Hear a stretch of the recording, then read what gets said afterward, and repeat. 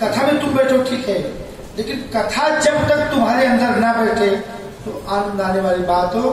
भगवान से प्रार्थना करो, प्रभु प्रभु ये कथा में बैठती हूँ ठीक है, रोज आती हूँ, अच्छी बात है, लेकिन कथा भी मेरे अंदर बैठे, ज्यादा ना बैठे, 2 ही शब्द बैठ जाए। 2 ही शब्द बैठने से जीवन कल्याण में हो जाता है। यज्ञ का आयोजन रखा गया, सबको निमंत्रण दिया गया, सब आए। अभी आपको पता कि इस युग में जो धनाढ्य है, जो विद्वान है, जो बलवान है, कहीं न कहीं तो अस नहीं को जन्मा जगमाही प्रभुता पाही जाहि मधु। धन मिल जाए तो घमंड ना हो, पावर मिल जाए तो घमंड, कुछ न कुछ तो छू ही लेता है, टच कर देता है कुछ न कुछ। उस समय दक्ष को अध्यक्ष बना दिया था कि जब तक मैं नहीं जाऊंगा कोई कार्य स्टार्ट नहीं होगा। जो भी व्यास गति करता है, आप लोग आओ, मैंने आपको कहा 5 आओ 10 आओ तो हम तो भगवान को सुनाते हैं, वो तुम्हारी मर्जी, आओ बहुत बढ़िया, ना आओ तुम्हारी इच्छा, वो तो भगवान को सुनाते हैं कि मैं नहीं जाऊंगा तो ये का काम, अरे तुम नहीं आओगे तो कथा बंद हो जाएगी, नहीं तुम नहीं आओगे तो यज्ञ बंद हो जाएगा ना, तुम नहीं दोगे तो यज्ञ पूजा पाठ दान पुण्य करना, दान रोज आना सब बंद हो जाएंगे। मत दो, देने वाले कोई और है, देने वाला दे जाएगा, तुम्हारे हमारे देने से कुछ नहीं हो रहा है। दक्ष को जब अध्यक्ष बना दिया तो घमंड हो गया कि मैं अध्यक्ष हूं, मैं चलूंगा तभी स्टार्ट होगा। हमारे आप जैसे छोटे मोटे भक्त बैठे, चालू करो ये काम, चालू करो, आते रहे, कोई बात नहीं। जब इतनी देर इंतजार किया 2 मिनट और इंतजार कर लो। ब्रह्मा जी ने कहा कि हम बैठ करके अपने प्रभु का स्मरण करते हैं। भगवान शिव जी उधर कोने बैठ गए, सीता राम राम राम राजा, राम राम राम सीता राम राम राम राजा, राम राम राम सीता राम राम राम राजा, राम राम राम सीता राम राम राम राजा, राम राम राम सीता राम राम राम राम राम राम सीता राम राम राम राजा, राम राम सीता राम राम राम राजा, राम राम राम सीता राम राम राम राजा, राम राम राम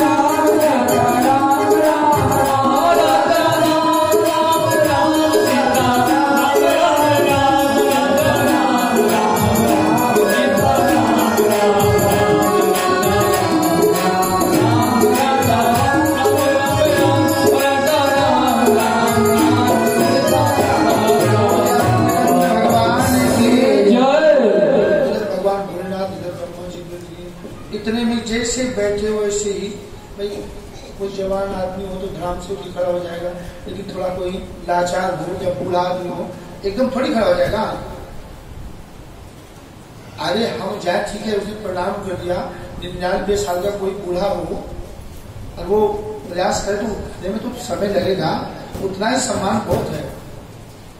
इधर भगवान भोलेनाथ, इधर ब्रह्मा जी बैठे हुए, सबने फूल माला चढ़ाई, कुछ किया, किसी ने कुछ किया, स्वागत सम्मान किया, लेकिन दोनों को थोड़ा उठने में देख, लेकिन बूढ़ा तो ऐसे ही करता बेचारा। तो उन्होंने ये नहीं देखा कि मेरा सम्मान किसने किसने किया, मुझे माला किसने किसने पहनाई, ताली किसने किसने किसने प्रणाम किया, किसने नमस्कार किया, किसने दंडवत प्रणाम किया, कुछ देखेंगे कुछ नहीं देखा। मतलब दोनों नहीं किया, उसको देखा। जो दुष्ट होते हैं अपनी दुष्टता तो छोड़ते ही, किसने हमको प्रणाम नहीं किया वो देखा। मेरे भाई बहन, जो अच्छे लोग होते ना, बुराइयों से भी अच्छाई ढूंढ लेते हैं। बुरे लोग तो अच्छाई से बुराई ढूंढते हैं, लेकिन अच्छे लोग बुराई में से अच्छाई ढूंढकर निकाल ही लेते हैं। देखा कि दो, अच्छा ये कोई बात नहीं, छोड़ो ये तो रिश्तेदार हैं, ये मेरे रिश्तेदार हैं, और रिश्तेदार होकर के मतलब इतना बड़ा क्या बोलो। अच्छा तुमने सम्मान नहीं किया, ठीक। तो जो कुछ भी दिख रहा ना कह दिया। अरे मेरे भाई बहन, बिना विचारे जो करे सो पाछी काम बिगाड़ो आप जग में होत हंसाए, जग में होत हंसाए मन में चैन ना आवे। खान पान सम्मान मान लगे राग मन ही ना भावे। न उसको गाना न बजाना न कथा न यज्ञ न पूजा न पाठ, उसका मन कहीं लगेगा नहीं, क्योंकि गलती कर डाली ना, गलती कर डालो कोई दिक्कत नहीं है, लेकिन उसको क्षमा मांग लो तो प्रायश्चित हो जाता है। गलती पे गलती कर करो। भगवान शिव जी दक्ष के क्या लगते हैं? दामाद। दामाद से परिछोड़ा पूछते हैं, आप ही बताओ। आप उनका चरण पूछते हैं, आप हम ब्राह्मणों का चरण, संतों का चरण पूछते हैं, आप मेरे से चरण छुआएंगे तो क्या होगा? मैं कल बताया था, दामाद से दो का ही चरण छूना चाहिए, दो का ही पूछ होता। आप कहते दामाद से तुम्हारा चरण पूज रखा, चरण छोड़ने के बाद ऊपर बजा देंगे। अरे सारे पूज रखा, चरण पूज रखा तो सब कुछ पूज गया है। तो दामाद चरण छो तो ठीक है, उसका फर्ज है आपका सम्मान करना, लेकिन आपका परम धर्म है कि आप उसे चरण मत छुआओ। सब आपका किया हुआ पुण्य सब नष्ट हो जाएगा। प्रयास भी कर उसका हाथ पकड़ लो, आशीर्वाद देना तुम्हारा फर्ज है। बुजुर्ग हम बड़े हैं, आपको चाहिए, लेकिन उसका धर्म है आप उसे चरण मत छुआओ। और एक काम और भी करना, मेरी बात मानो, बेटी का धन भी मत खाना, पानी भी मत। पानी में अगर तुम मानोगे तो है नहीं, लेकिन मैं बताऊंगा जरूर। एक जगह मैं भागवत कथा कर रहा था, एक अम्मा जी बैठी थी, इस प्रसंग को सुनकर बहुत रोने लगी, बहुत रोई। जब सब लोग चले गए ना तो मेरा पैर पकड़ के बैठ गई, गुरु जी मुझे बताओ कि हमने तो बहुत खाया है, कढ़ी चावल राजमा मंगाई दिया करते, खिला भिजवा देती मैं घर में। अरे नारायण नारायण, कौन से नरक, तुमको तो उस नरक में जगह नहीं मिलेगी, दूसरा ही बनवाना पड़ेगा। कि हमारा कैसे उद्धार होगा? हमने, अरे मेरे भाई बहन, हमारे आपसे तो बढ़िया पशु हैं, पशु हमसे बढ़िया है। वो कहते हैं मैं प्राण त्याग दूंगा लेकिन बेटी का धन नहीं खाऊंगा। राम जी का जब विवाह हुआ था तो बहुत सारी गाय आई थी दान में, दहेज में, और बहुत सारे हाथी घोड़े, बहुत धन दौलत दिया था जनक जी ने। तो अयोध्या में आनंद ही आनंद, आपको मैं बताया था ना पीछे कि 8 चौपाइयां हैं, उसको पढ़िए, पूरा घर आनंदित हो जाएगा, व्यापार परिवार में आपकी खुशहाली फैल जाएगी।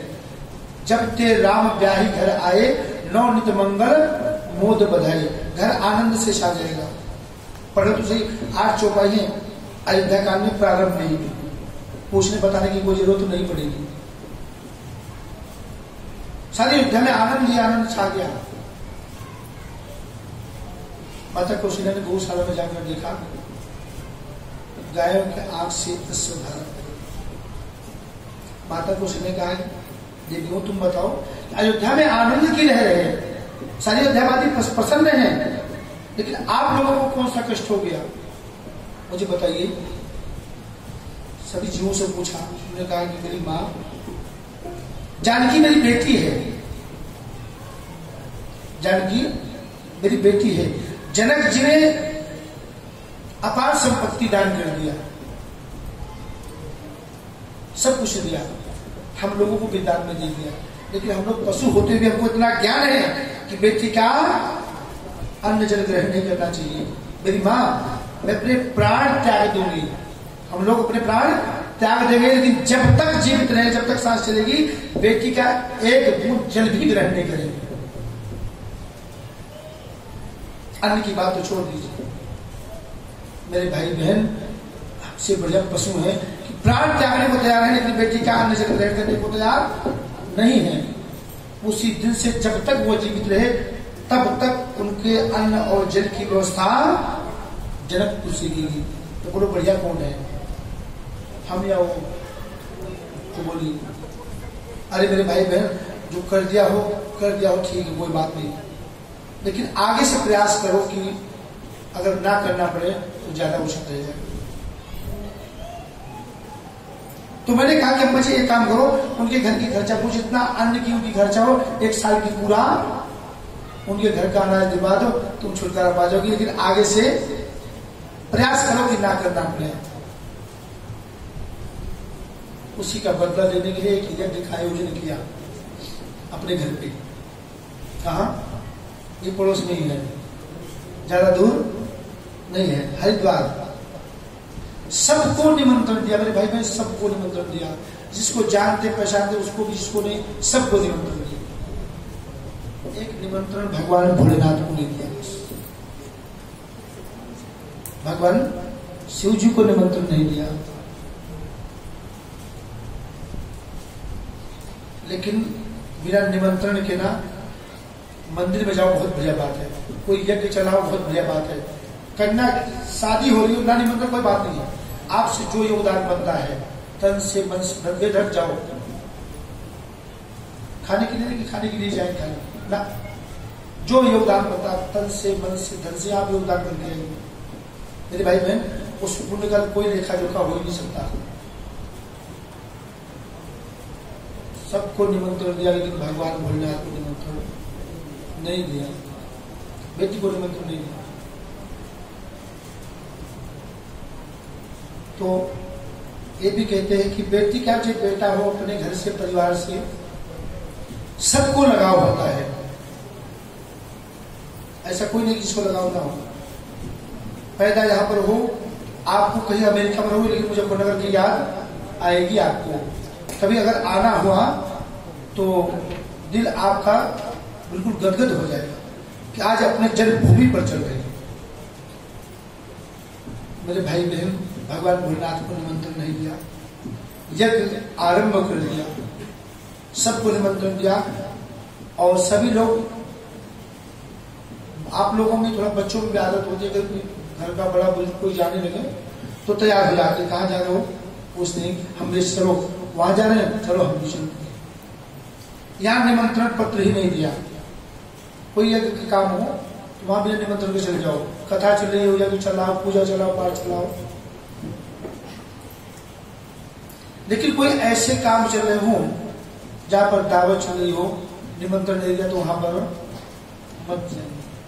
आप लोग जानते हैं ना, जिस भजन में राम का नाम न हो उस भजन को गाना ना चाहिए। जिस भजन में राम का नाम न हो उस भजन को गाना ना चाहिए। जिस भजन में राम का नाम न हो उस भजन को गाना ना चाहिए। जिस भजन में राम उस भजन को गाना ना चाहिए।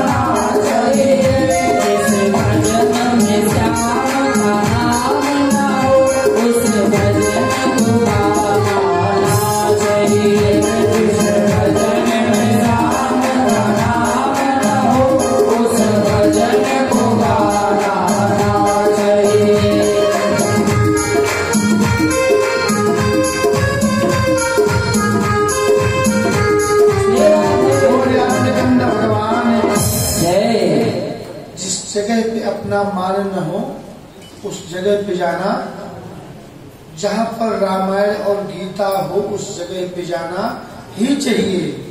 जहां भगवान की कथा जब चलाओ तो बेधड़ चले जाओ, ऐसी जगह मत जाओ जहां पर आपका सम्मान ना हो। भगवान भोलेनाथ को सारी बात मालूम थी, लेकिन माता सती को मालूम नहीं थी, उनको नहीं पता था। तो दुष्ट लोग अपना रंग छोड़ते हैं। सबको निमंत्रण दिया था, रास्ता किधर से भी हो, लेकिन आना है शिव जी के दरवाजे पर ही, शिव जी के दरवाजे पर से होकर आना है। ठीक। माता सती ने सोचा कि रास्ते में आज इधर तो कोई रास्ता नहीं था, आप तो बहुत भीड़ लग रही, क्या बात है। पूछा एक दो रथ को रोककर पूछा कि भैया आप लोग कहां जा रहे हो। उन्होंने बताया कि आपके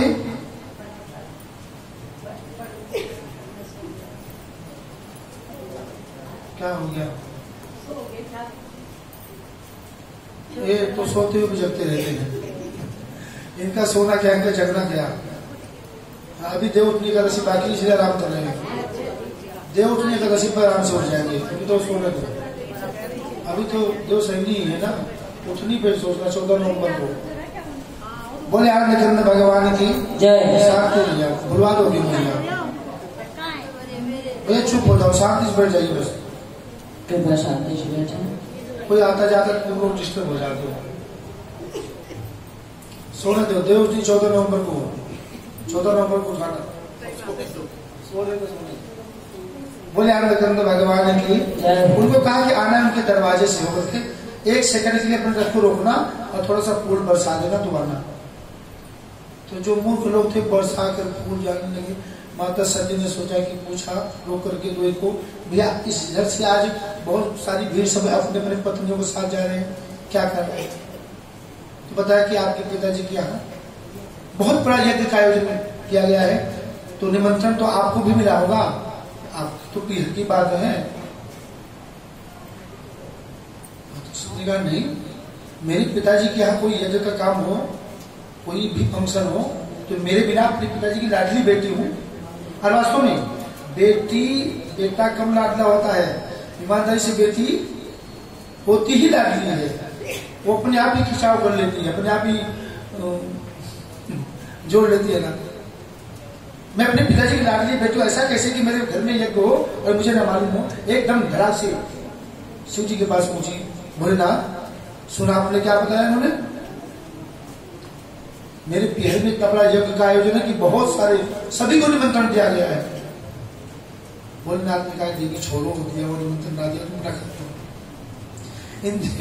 इन देवों में एक कमी होती है, क्या, अगर जिद पे अड़ गई तो रामी मालिक है बस। भोलेनाथ ने बहुत समझाया कि देवी छोड़ो, यज्ञ हो रहा है, वार्षिक उत्सव मना रहे कि जन्मदिन मना रहे, कौन सा दिन मना रहे, छोड़ो, चक्कर में ना पड़ो। आखिरी में नहीं मानी। भोलेनाथ अगर आप न जाओ, ये भी कहा निमंत्रण आया होगा, हमारे यहाँ तो ऐसे ऐसे कारीगर हैं कि कोई कुतर दिया हो, कोई भेज दिया हो, इनको क्या पता निमंत्रण पत्र क्या होता है। निमंत्रण तो ऐसा तो हो नहीं सकता। उन्होंने कहा छोड़ो मत जाओ। भगवान ने एक बार नहीं कई बार समझाया, लेकिन माता सब दिमाग में बात हुई। इसीलिए कहते राज हट, बाल हट और क्रिया हट, वह भगवान ही मालिक है।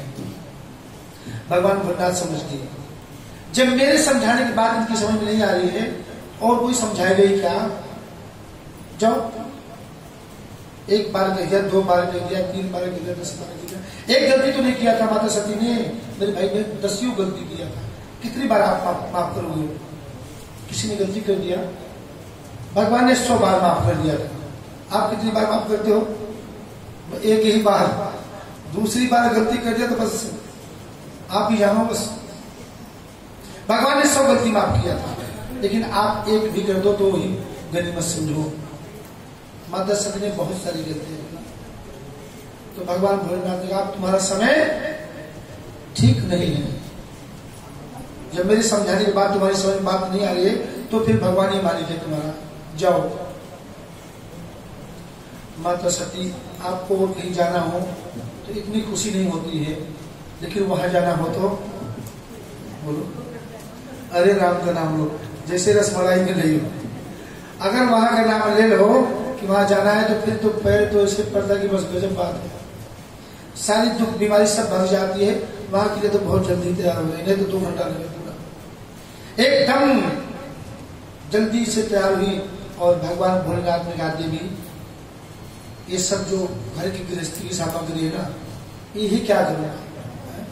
नारी मरी घर संपत्ति नासी, अगर पत्नी घर में है तो सब कुछ है, और घर का काम तो घरवाली जाने, घरवाले को क्या पता।